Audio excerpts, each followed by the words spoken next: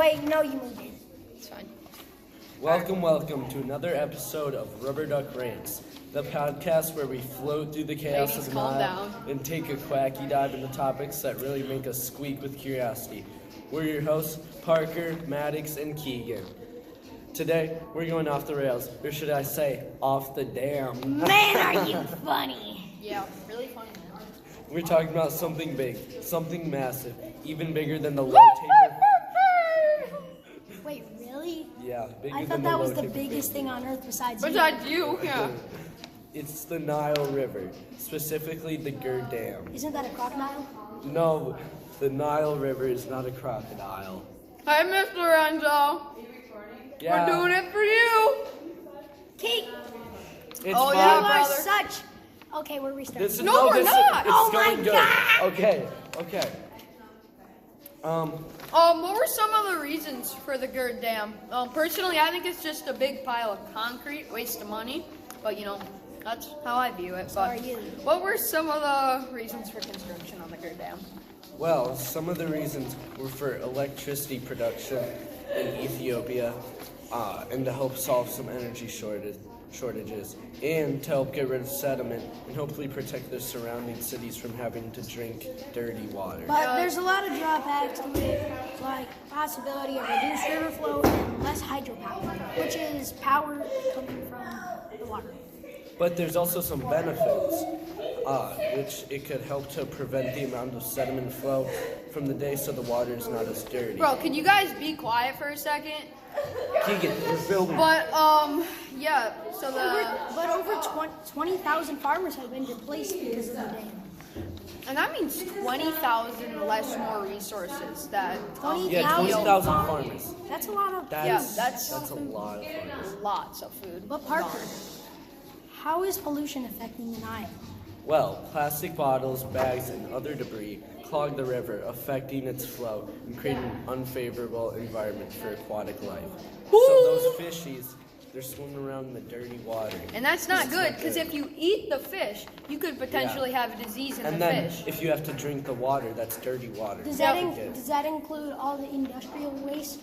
Well, the industrial waste affecting the Nile, it's affecting it by having contaminants primarily come from untreated agricultural drainage and municipal and industrial wastewater. So from the cities that are draining into the Nile, it's got wastewater going into it, which Yep. is making So the that's water like dirty. the feces. And Yes. talking more about the fish, there has been a significant loss in the fish population and amounts of edible fish for the Gerd Dam. 50% of the fish population has been declined, or fish have been displaced because of the dam being in place. That's a So lot of I'd fish. say that's a lot of fish. That's a lot of fish sticks, Yep. Kiki. All right, Yep. how does the Great Dam hurt the Nile, Maddox? Well, the Gerd Dam is located over 2,500 kilometers downstream of the site. Opposes the dam, Yeah, which is believed to reduce the amount of water available from the Nile to Egypt.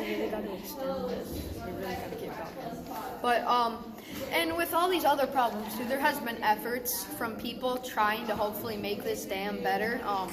What are some of the efforts people have been doing? Well, people have been trying to clean the river from the Gerd Dam because the Gerd Dam will clog up all the trash Yep. Yeah. and then it will just hold it there. So then all the fish The and sediment won't wildlife, flow through. yes. Yep. And I mean, one of the reasons for the Gerd Dam being placed too was to hopefully stop sediment, but you don't want to build Yeah, above the sediment it either. might build up. You just need So to it be all, careful with it. yep. And it hurts Egypt because they won't have no fish or they won't have much water for growing food. And Yep. Yeah, They're so gonna have they- to be a lot smarter with the way that they use their Yeah. water, just because they're gonna have almost 50% less, 40% Yeah. less of their water A bunch than of before.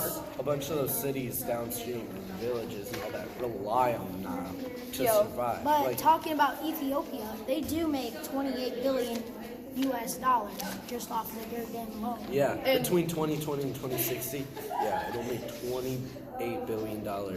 And that's a lot of money. Like, you could give each person You could probably $2 buy billion You could in the probably buy world. Egypt for that.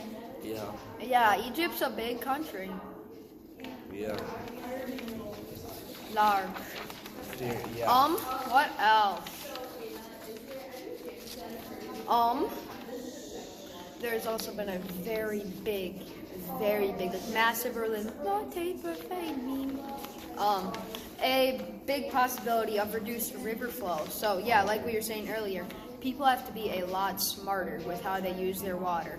So they're gonna have to really value their Yeah. water. They can't just You're be gonna need to be wasting it like careful us with in America. Yeah, they can't be pouring it on the ground and then making little mud piles for the little RC You'll cars never to go believe through. what I saw the other day. What? What'd At you the see, hockey Alex? rink, there was these kids. They were at the water fountain. They fill up their bottles, then they just dump them on the ground. Them Africans would be crying if you did that in front of them. That would be It's not depressing. just Africa, Keegan. We don't want to make up stereotypes. All right, Egyptians, Ethiopians. Those It are could be all- anyone. It could be people down in It Colfax. could, Yeah. Colfax, they don't We know need place. to be more careful about how we use our water. Because there are continents like Africa that are experiencing droughts and need more Yep. water. Yep. And I think we take water for granted here Oh, most in the U.S. definitely. Because we can go to a faucet and turn it on and we've just got water. I mean, like, that. I have the water on the whole time I brush my teeth. I brush my teeth for 3 minutes, believe it or not. Probably once a month I brush my teeth, but still, Those 3 you know, minutes. Those 3 minutes make a big difference in Africa. And also, you could always, I'm sure there's different scientists trying to find ways to make these waters cleaner in Africa because people are polluting the water and they might not even know it. Like, Yeah. it's, You might it's a say- trash can for some people. You might say when the Gerd Dam holds up all the water, just like ship some from other countries to whatever, Egypt and all those other countries, but That's you really just- can't. It's really tough to do. It's, especially in some of those remote It's places. too much money. Yep. Money. Yeah, a lot of money. And yeah. Some people like use the Nile in their everyday lives. Like they bathe in it, they clean in it, they And use it it for hurts water. all the like saltwater crocodiles that Yeah. live in the Nile. Well, there's a big impact on animals too. Oh, Who yeah. drink the water because Probably. you might not have as big of animals as you would if you had healthy water. Just Yeah. because they're not going to develop as good with Well, nasty Keegan, water. now do you think the Gerd Dam is more than just a big pile of concrete? If I'm gonna be no, I think it's a big pile of concrete that's painted. But It's kind of cool, I guess. Well, as it's a good- whole, do we think the Gerd Dam is good or bad? 2 out of 3 of us think it's good. Yeah. I say it's pretty mediocre. to Yeah, I'd okay. say Yeah. it's got some really good qualities, definitely. Just but like yeah, it's just still like gonna- everything else in the world, though, it has drawbacks and benefits. Alrighty, well, let's finish it up.